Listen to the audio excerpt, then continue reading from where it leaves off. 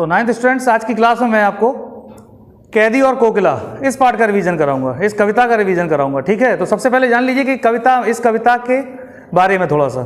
ठीक, तो इस कविता के सबसे पहले जो रचयिता हैं, क्योंकि कविता के रचयिता होते हैं और पाठ के क्या होते हैं, लेखक। तो इस कविता के रचयिता कौन है? माखन लाल।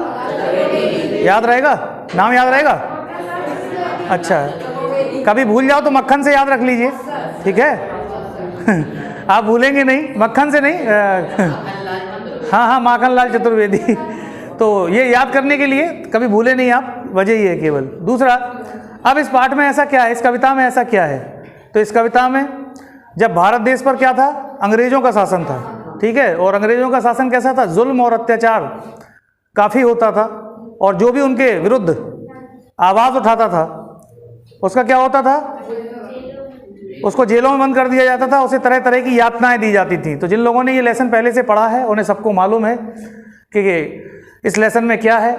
ठीक है, अब मैं पैरा बाई पैरा, एक पैरा पढ़ाऊंगा पहले, उसकी व्याख्या कर रिवीजन कराऊंगा उसका, फिर उससे क्वेश्चन बनाऊंगा, तो आप लोग उसके जवाब देंगे सभी लोग मिलके। ठीक है, तो ओके, अब मैं स्टार्ट कराता हूँ, पहला पैरा रीड कराता हूँ। ठीक है बेटा, तो फर्स्ट पैरा रीड करिए बेटा।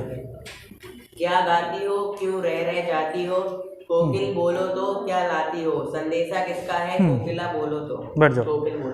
सबसे पहले जो कवि है वो कहाँ है? वो जेल में बंद है। कहाँ बंद है? जेल में, यानी अंग्रेजों की जेल में बंद है। उसने कोई अपराध नहीं किया, उसने कोई अपराध नहीं किया। किस वजह से बंद है? क्योंकि वो अंग्रेजों के विरुद्ध बोला होगा, या उसने आवाज़ उठाई होगी, या देश की आज़ादी की मांग की होगी, तो इसलिए वो जेल में बंद है। अब वहाँ क्या हुआ कि जिस कोठरी में वो बंद है उस जेल के चारों तरफ कड़ा पहरा है, और वहाँ एक रात को, अर्धरात्रि को, अर्धरात्रि मतलब आधी रात को, तो आधी रात को क्या होता है? आधी रात को यानी अर्धरात्रि को कोयल बोलने लगती है। वैसे अर्धरात्रि को कोयल कभी नहीं बोलती, कोयल बोलती है हमेशा दिन के समय। ठीक है, और कोयल का बोलना शुभ माना जाता है। कैसा माना जाता है? शुभ, क्योंकि कोयल का बोलना सुख और समृद्धि का प्रतीक माना जाता है, यानी सब कुछ अच्छा है। लेकिन यहाँ क्या है, यहाँ थोड़ा सा उल्टा हो गया है, कोयल अर्धरात्रि को बोल रही है।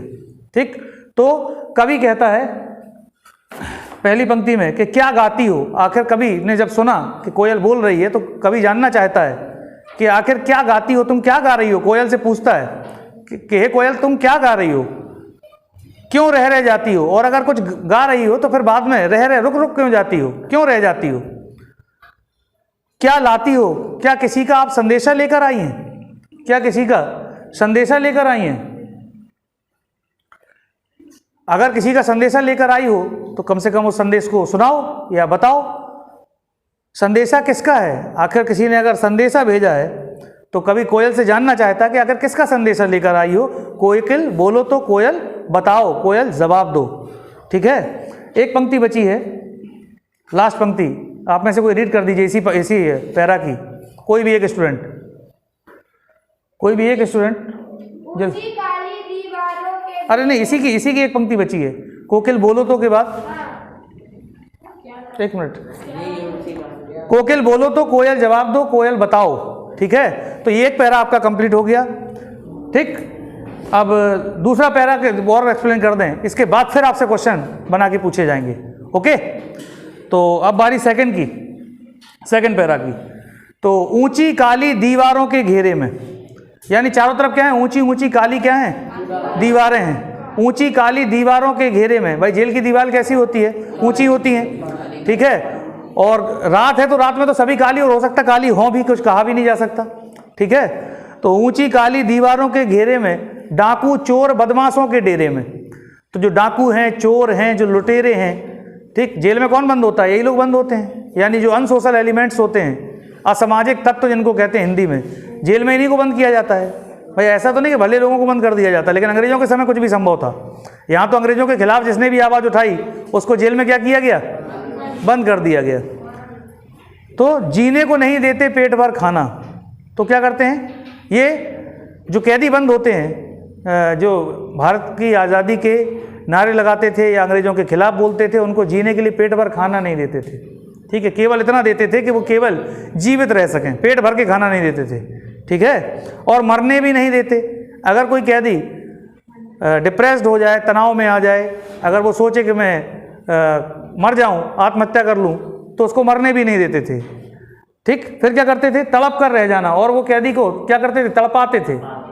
तड़पाते थे इसलिए क्योंकि वो जब तड़पेगा तो उसको दूसरे कैदी देखेंगे, और जब दूसरे कैदी देखेंगे तो फिर क्या होगा, तो दूसरे कैदी को और लोगों को ये प्रेरणा मिलेगी कि भाई भारत की आज़ादी के खिलाफ जिन्होंने बोला उनको हम लोग ये सज़ा देते हैं। ठीक है, ऐसा मकसद रहा होगा। ठीक है, मैं गारंटी से तो नहीं कहता, लेकिन ऐसा मकसद रहा होगा अंग्रेजों का उस समय क्रांति को दबाने के लिए। ठीक है, ताकि भारत की आज़ादी की क्रांति की लहर क्या हो, थम जाए, रुक जाए। ठीक, इसलिए वो अत्याचार करते थे। जीवन पर दिन रात कड़ा पहरा है, तो जो कैदी बंद हैं उनके जीवन पर दिन रात कड़ा पहरा बिठा दिया जाता है। शासन है या तम का प्रभाव गहरा है, तो ये इस प्रकार का शासन है। तम मीन्स क्या होता है, कोई भी स्टूडेंट बताए, तम किसका पर्यायवाची है, बोलो।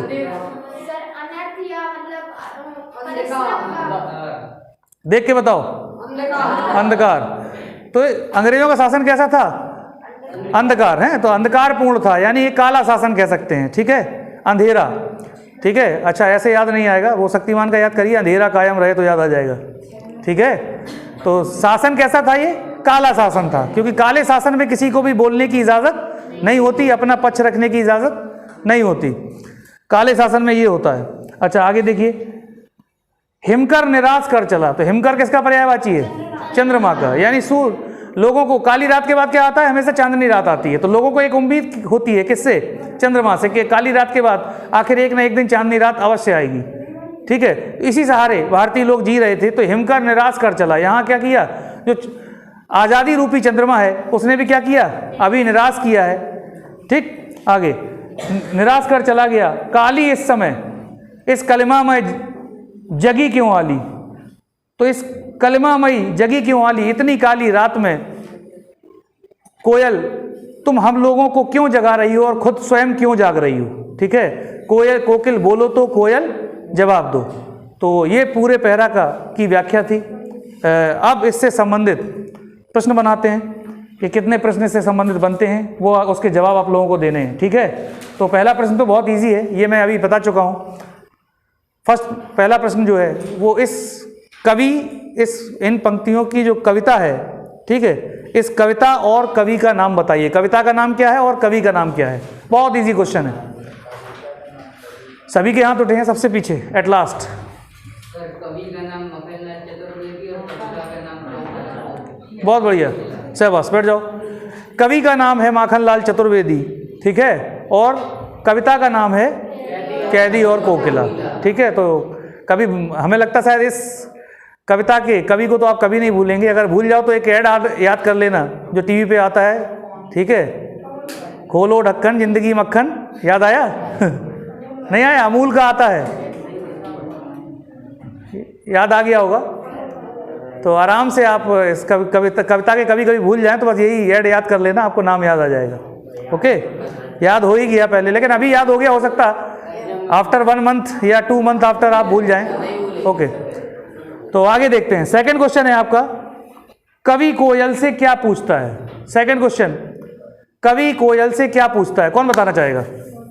इतने सारे लोग, आखिर क्लास में बहुत सारे लोगों ने हाथ उठाया है, आप बताइए।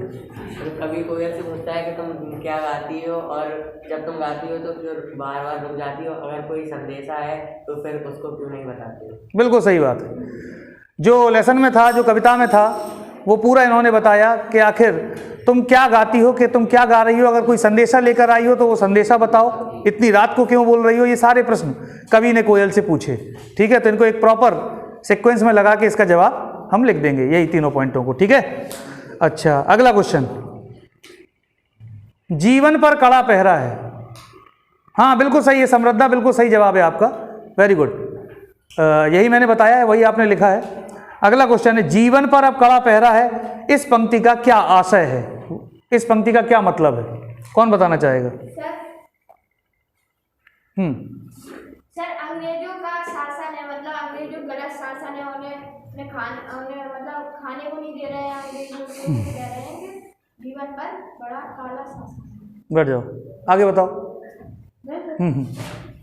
तो वो ये बोल रहे हैं कि हम लोगों को भरपेट खाना भी नहीं मिलता है, तो मतलब वो अंग्रेज हमें मरने भी नहीं देते, इसीलिए चले गए जीवन पर। कुछ हद तक पहुँचे, लेकिन थोड़ा सा गड़बड़ है, थोड़ा सा बस, क्योंकि आप लोगों ने हिस्ट्री के, आप लोग स्टूडेंट्स हैं, आप लोग हिस्ट्री पढ़ते हैं, और हिस्ट्री में आप लोगों ने फ्रेंच रेवोल्यूशन पढ़ लिया होगा, ठीक है, रशियन रेवोल्यूशन पढ़ लिया होगा, बैठ जाओ बैठ जाओ। और इसके अलावा नाजीज, फासिज्म, ये सारी चीज़ें आप लोग पढ़ रहे होंगे, अभी सिलेबस में हैं आप सबके। तो दरअसल पहरा जीवन पर कब लगाया जाता है? हम लोगों की आपको अभिव्यक्ति की आज़ादी है, हम लोग डेमोक्रेसी में हैं। कहाँ हैं? डेमोक्रेसी में, यानी हम लोग स्वतंत्र हैं, ठीक। और जीवन पर पहरे का मतलब है कि हम लोग क्या हैं? परतंत्र हैं। परतंत्र मतलब हमारे ऊपर किसी का शासन है। बात समझ में आई?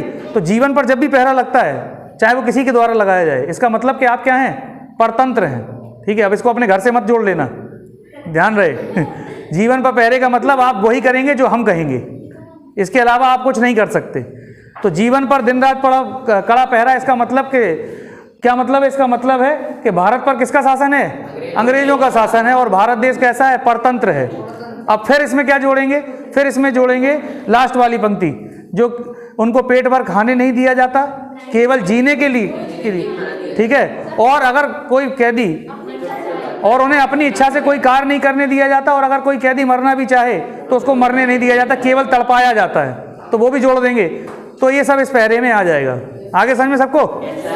ओके, अच्छे से आ गया, ठीक। इसके बाद आता है अगला क्वेश्चन, ठीक है।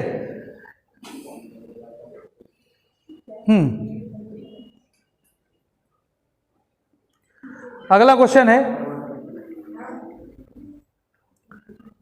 इस कलिमामयी में किस समय की ओर संकेत किया गया? इस कलिमामयी में किस समय की ओर संकेत किया गया है? समय,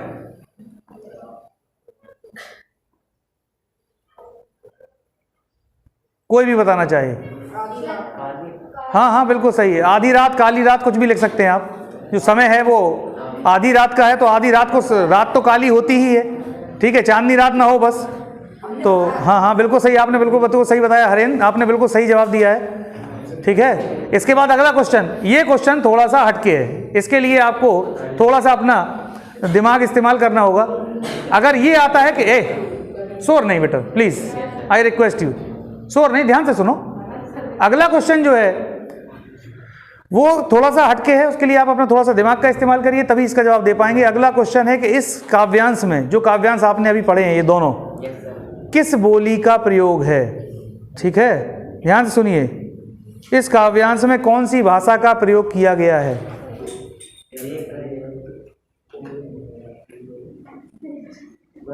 किस प्रकार की शब्दावली का प्रयोग किया गया है? एक मिनट, आई थिंक 1 सेकेंड, हम, दिस इज रॉन्ग, हम बताएं नहीं, केवल हाथ को रेज करिए बस। 1 2 3 4 5 6, बोलिए। बिल्कुल सही, इन्होंने बिल्कुल सही बताया, खड़ी बोली, ठीक है। और खड़ी बोली के साथ साथ तत्सम शब्दावली का भी प्रयोग है। तत्सम, एक मिनट, तत्सम शब्दावली का भी प्रयोग है, क्योंकि हिमकर शब्द कहा किसका है? तत्सम माने संस्कृत के समान, ठीक है। तो और तो तत्सम शब्दावली का भी प्रयोग किया गया। अगर पूछा जाए अगर ये क्वेश्चन कि किस शब्दावली का प्रयोग किया गया, तो अगर आपको उर्दू शब्दावली भी दिखती है तो आप भी लिख सकते हैं, उर्दू शब्दावली का भी प्रयोग किया गया है, ठीक है। ओके, शाबाश, बिल्कुल सही जवाब है। इसके अलावा अब क्वेश्चन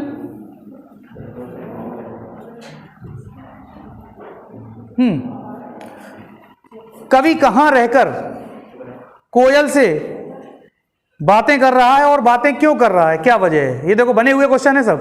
कवि कहां रहकर कोयल से बातें कर रहा है और क्या बातें कर रहा है और क्यों बातें कर रहा है? 1 2 3 हैंड्स उठे हैं। 4, शुभ। मेरा क्वेश्चन है, कवि कहां रहकर कोयल से बातें कर रहा है और क्यों कर रहा है? सर, कवि जेल में रहकर आधी रात को कोयल से बातें कर रहा है, क्योंकि कोयल सर वो आधी रात को जब जग रहा था तो कोयल सर बोल रही थी, और वो इसलिए बातें कर रहे हैं क्योंकि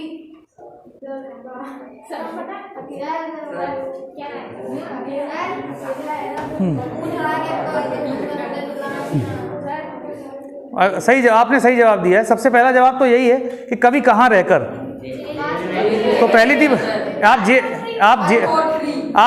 जेल, एक मिनट, आप काल कोठरी लिख सकते हैं, जेल लिख सकते हैं, ठीक है।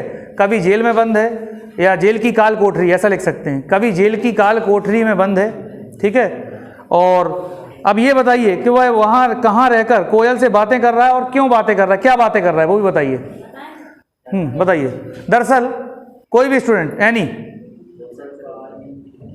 केवल एक हाथ उठाया बस, बोलिए बेटा। सर कभी काल कोठरी में रहकर कोयल से बात कर रहा है और इसलिए कर रहा है क्योंकि कोयल हमेशा दिन में ही कुछ गाती है, लेकिन वो इस समय अर्धरात्रि में बोल रही है, इसलिए वो उससे पूछना चाहता है कि क्या तुम कोई संदेशा लाई हो। दरअसल जिस समय कवि, ध्यान से सुनना, जिस समय कवि जेल में बंद है उस समय देशवासियों में अंग्रेजों के प्रति विद्रोह की भावना की ज्वाला धधक रही है, यानी भड़की नहीं है, बस केवल हृदय में जल रही है विद्रोह की भावना। बैठ जाइए बेटा आप, ठीक। अब कवि स्वयं भी क्या है, कवि स्वयं भी एक स्वाधीनता संग्राम सेनानी है। तो जब कोयल बोली रात को, आधी रात को, तो कवि को लगा कि कहीं कोई संदेश तो नहीं आया मेरे लिए किसी दूसरे क्रांतिकारी का, इसीलिए पूछ रहा है कि संदेशा किसका है। आ रहा समझ में? संदेशा किसका है, कोयल बोलो तो, ठीक। तो आगे समझ में नहीं आया? तो चूंकि इसी कार्य ने उसे जेल में डाल दिया था, मैंने बताया था आपको, है ना। इसी कार्य ने उसे जेल में डाल दिया था, डाला था कि नहीं? ओके। अब आगे देखिए अगला क्वेश्चन। आई थिंक जितने क्वेश्चन बन सकते थे वो तो सब मैंने बना दिए, बिल्कुल सही जवाब है, ठीक।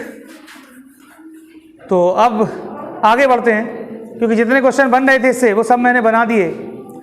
अब आगे का पैरा, ठीक है। तो आगे पैरा है क्यों हुक पड़ी। तो एक बार मैंने पहले ही बताया था कि हुक क्या होता है, ठीक है। हृदय से रोना, अत्यंत पीड़ा, ठीक है। तो क्यों हुक पड़ी, आखिर क्या बात है कि आप अत्यंत दुखी क्यों हो, क्यों हुक पड़ी। वेदना बोझ वाली सी, वेदना मीन्स भी दर्द होती है, तड़प होती है, ठीक है, पीड़ा होती है। तो वेदना क्या, आपकी वेदना, आपका दर्द, आपकी पीड़ा आपके लिए बोझ बन गई, इसलिए रात को बोलने लगी। अब कवि क्या करता है, आशंकाएं जताता है बोलने की, कि आखिर बोलने की वजह क्या है, इतनी रात को बोलने की, इतनी रात को बोलने की वजह क्या है, ठीक। आगे, कोकिल बोलो तो कोयल जवाब दो, कोयल बताओ, रखवाली सी, मृदुल वैभव की रखवाली सी। तो कोयल को किसका प्रतीक माना जाता है, कोयल को प्रतीक माना जाता है किस चीज का, मैंने बताया था समृद्धि का प्रतीक माना जाता है। जब कोयल बोलती है तो सब कुछ अच्छा, ठीक है, समृद्धि का प्रतीक माना जाता है। तो मृदुल वैभव की रखवाली सी, ठीक है, वैभव भी अच्छा, अच्छे के लिए प्रयोग होता है वैभव का, ठीक है। तो कोयल का बोलना सुख और समृद्धि का प्रतीक माना जाता है, इसलिए कोयल को मृदुल वैभव की रखवाली भी माना जाता है, ठीक। आ गया समझ में? आया या नहीं आया? जोर से बोलो। ओके, आगे बढ़ते हैं। क्या हुई बावली। तो बावला शब्द का अर्थ बताए कोई भी मुझे, पागल। तो कवि को जब पता नहीं चल पाया, कवि केवल मन में आशंकाएं गढ़ रहा है, मन में केवल उसके आशंकाएं हैं कि आखिर कोयल इतनी रात को क्यों बोल रही है, और वो अंदाजा लगा रहा है। तो फिर कवि के मन में एक आशंका या एक विचार ये भी आया कि कहीं ये पागल तो नहीं हो गई कोयल। क्या हुई बावली, ठीक है, इतनी रात को बोलने का मतलब है क्या कोयल पागल तो नहीं हो गई है। अर्धरात्रि को चीखी, इसलिए आधी रात को चीख रही है आके, ठीक। आगे, कोकिल बोलो तो कोयल जवाब दो, कोकिल बोलो तो कोयल जवाब दो, किस दावानल की ज्वालाएं हैं दिखी। दावानल मीन्स मैंने बताया था आपको, जंगल की आग, ठीक है। तो क्या कहीं ऐसा है कि जंगल में, कहीं ऐसा तो नहीं कि विचार आ रहा, आकांक्षा, आशंका है कवि के मन में, कहीं ऐसा तो नहीं है कि जंगल में क्या हो, आग लग गई हो, जंगल में क्या हो, आग लग गई हो। जंगल में आग लगने की वजह से, जब जंगल में आग लग जाती है तो सारे पशु पक्षी इधर उधर भागने लगते हैं और चीखने लगते हैं, ठीक है। इसको ऐसे ही समझ लीजिए कि किसी के घर में आग लग जाए तो उसके घर वाले भी चीखने लगेंगे, सीधी सी बात है, ठीक है। प्रिंसी को लगता है नींद आ रही है, क्यों प्रिंसी?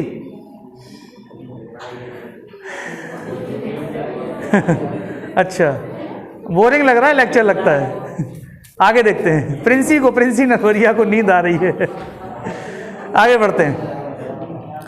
तो कवि के मन में ये आशंका है, कवि के मन में ये विचार है कि कहीं कोयल पागल तो नहीं हो गई है, इसलिए कोयल अर्धरात्रि को चीख रही है।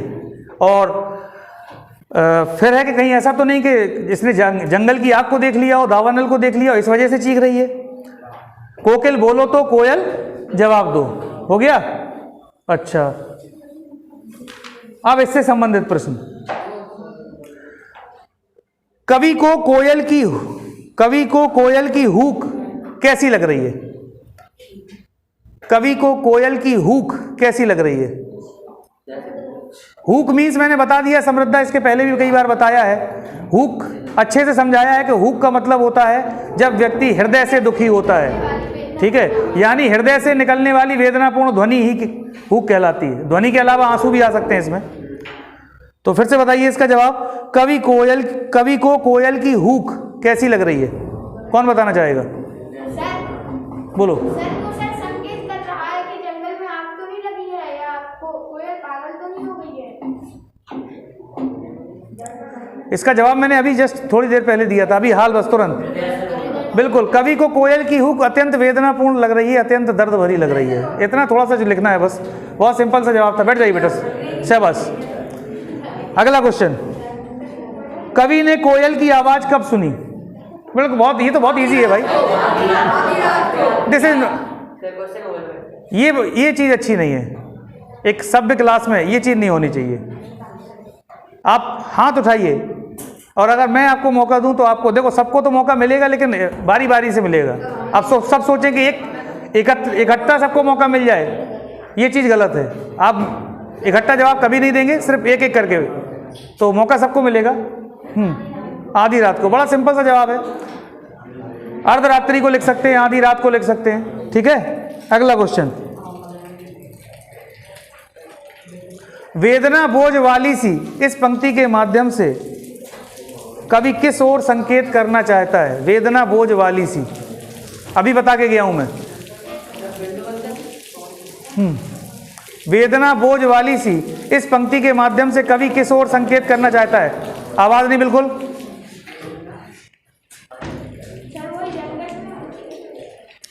देव, बिल्कुल सही जवाब है आपका। कष्टों से, हृदय की वेदना, बिल्कुल सही। फिर से सुनिए, वेदना, बिल्कुल सही जवाब। क्लास में से किसी ने नहीं बताया भाई, क्या बात है, किसी ने हाथ ही नहीं उठाया। बेल लग गई है क्या? अच्छा, मैं भूल जाता हूँ कि बेल लग गई है बेटा। अब इसके आगे आपकी जो अगली क्लास होगी मैं उसमें कराऊंगा, ओके। तो आई होप कि आप सबको समझ में आया होगा।